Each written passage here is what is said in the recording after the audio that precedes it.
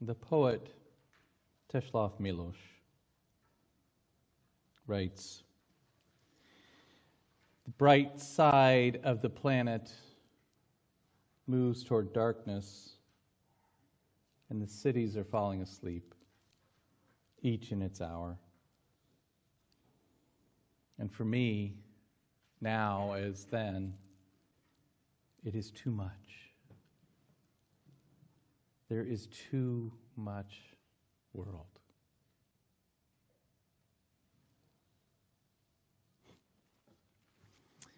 I don't really know how it began, my fascination with stars, my wonder at the world in the darkness of night.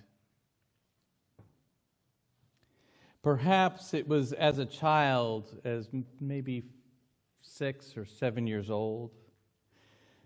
I remember somebody had given me a toy NASA astronaut helmet with a yellow plastic visor. God, I love that thing. I wore it all the time. And I remember a big box, probably from a refrigerator or some other large appliance, covered in crayon graffiti, a hatch cut into the side, where I would crawl in and lie back and count down to liftoff. 10, 9, 8. But that wasn't so much about stars or the vastness of space or the overwhelming darkness of space travel. It really wasn't about the wonder of the universe. That little cardboard rocket ship was about adrenaline of adventure, about the fiery roar of Saturn V engines, about the little lights and switches of the control panel, and the dreams of a technologically enhanced future. My little spaceship was all about moving fast and faster still, pushing my way out of childhood in a torrent of light and noise. And it occurs for me now that my cardboard rocket ship was vastly more successful than we would have thought. So much of this life, so much of my life feels like the torrent of light and noise, an incredible acceleration of time, year after year. It just goes faster and faster.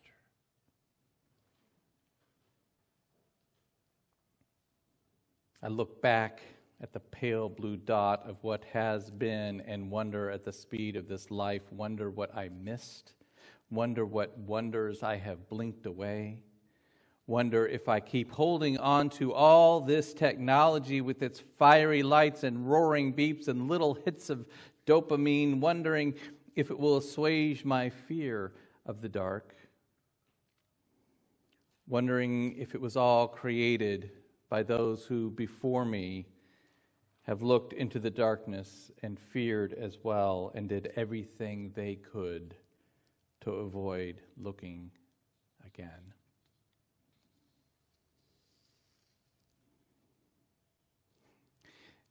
Most evenings,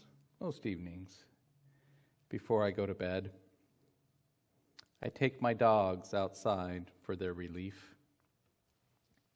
And I particularly love doing so at this time of year, stepping out into the cold and letting myself be enveloped in the silence and the darkness. As my pups ponder the grass or dash off to chase down the scent of a rabbit, I stand in the darkness with my head thrown back and witness the stars, seeing these tiny grains of light against the vastness of darkness that is this universe, realizing in those moments that I am not simply receiving photons hitting my retina, but I am experiencing that sense of long time. Those photons have been traveling unafraid across the darkness of the universe, most of them longer in time than I can accurately conceive.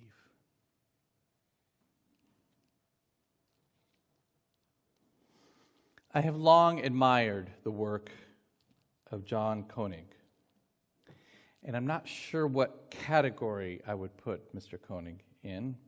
Is he an artist? Yes. An author, a poet? Sure. A filmmaker? Yes. But I think Mr. Koenig would probably identify himself simply in the category of human being. A particular kind of being that is human. Anyway, he spent the last 12 years or so compiling, inventing, defining a set of words to express some of the ineffable feelings he notices in this life. And he calls this work the Dictionary of Obscure Sorrows. The Dictionary of Obscure Sorrows. I highly recommend it, by the way. It is perhaps not as somber or dreadful as that title might suggest, but rather a point of light in the night sky that turns out to be an entire galaxy of stars. So one of the words that Koenig has, I don't know how to say this, words he has created, sort of, it's almost words that he has found. Something between that finding and creation. Anyway, one of the words in the dictionary is embedo, or embido, which he defines as a momentary trance of emotional clarity. Embido is, for me, the experience of standing under the night sky, waiting for my dogs to lead me back inside and staring at the sky. So I want to share, he writes a kind of a short little essay about some of these words, and he does so for embido, so that you can sort of feel this with me. And I'm going to share a big chunk of this. It's a little bit lengthy, but I think it's worthwhile. So he writes, sometimes when you're alone and everything is quiet, you feel a certain placeless intensity that drifts in like fog. It's subtle at first, lingering somewhere between fidgety boredom and accidental meditation. I love that line, accidental meditation. Maybe you're sitting up in bed on a dark morning before the day begins, staring blankly at a spot on the wall, thinking about life, or you've arrived somewhere a few minutes early to pick someone up, and you turn off the car and you find yourself alone with your thoughts. You take a breath and look around at the still life of the parking lot, a few shrubs swaying in the wind, the arrhythmic tinkling of the cooling engine, the keys still swinging in the ignition. You begin to sense that something is happening, as when you notice a movie pushing into a close-up, but can't figure out what it is you're supposed to be taking from it. Details that usually strike you as banal now seem utterly alien. The stitching on your shoes, the tendons moving inside your wrists, the saplings reaching, how delicate and fleeting it all seems, everything just struggling to exist. You feel a kind of melancholic trance sweeping over you and a rush of clarity, as if you've shaken yourself out of a dream. You are here. You are alive. You are in it. He goes on, he says, you look around at all the other people who happen to share this corner of the world and imagine where they came from, marveling that all of their paths managed to cross at this particular point in time. And you think back to the series of events that brought you here, your choices and your mistakes and your achievements, such as they are, and all the twists and turns over the years, it wasn't what you thought it would be. And yet, you can still look back on all the things you've lost and the opportunities that came and went, and feel a pang of gratitude that it happened at all.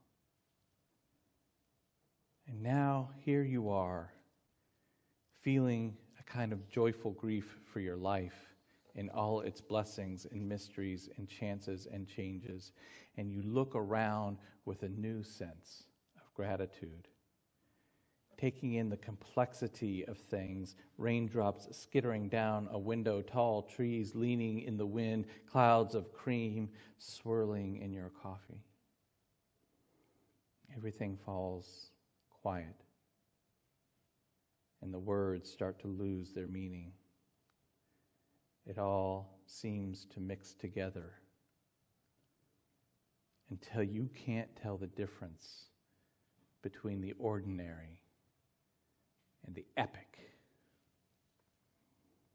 And you remember that you too are a guest on this earth. Your life is not just a quest or an opportunity or a story to tell. It is also just an experience to be lived for its own sake. It doesn't have to mean anything other than what it is. A single moment can still stand on its own as a morsel of existence. Ambito, from the Latin, I sink my teeth into.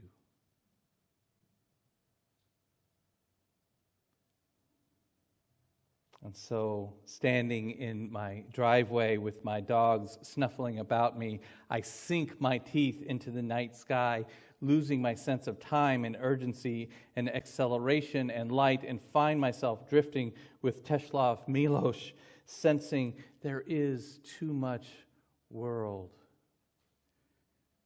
And you are here, and you are alive. You are in it.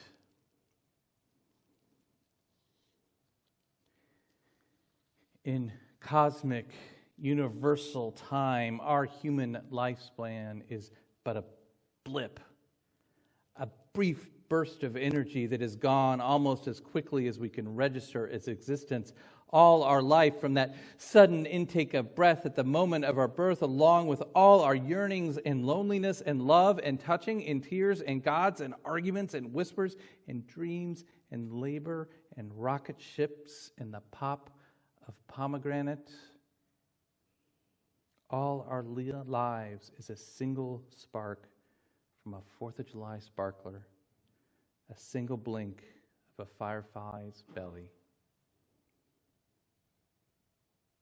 And perhaps that is terrifying. Or perhaps that is epic.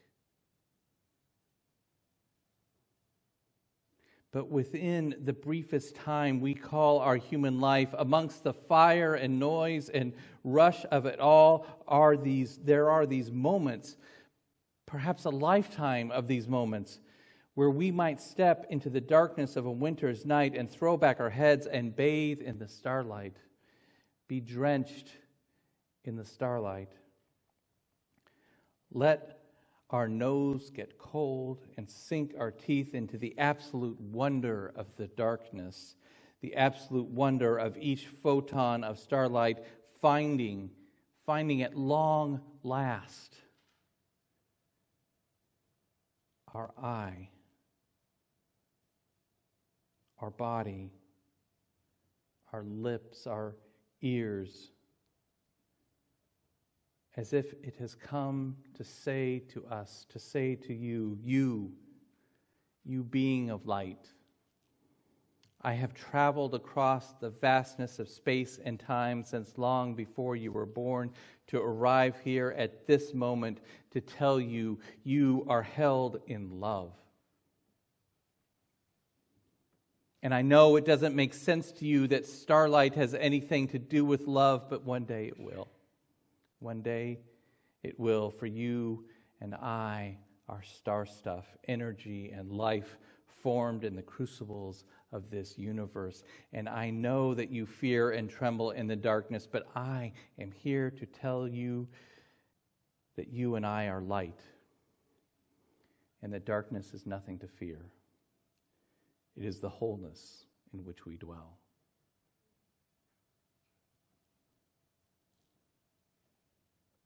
Friends, my prayer for you in this, our season of light and darkness, is that you find yourself alone and under the blanket of the night sky, listening into the silence of the universe and feeling a certain placeless intensity. That you find yourselves drenched in starlight, letting time slow until you can't tell the difference between the ordinary and the epic, and finding there the wonder you have neglected. Finally, allowing yourself to be enveloped by the love that knows your name. Amen, my friends. And I love you. And may we live in blessing.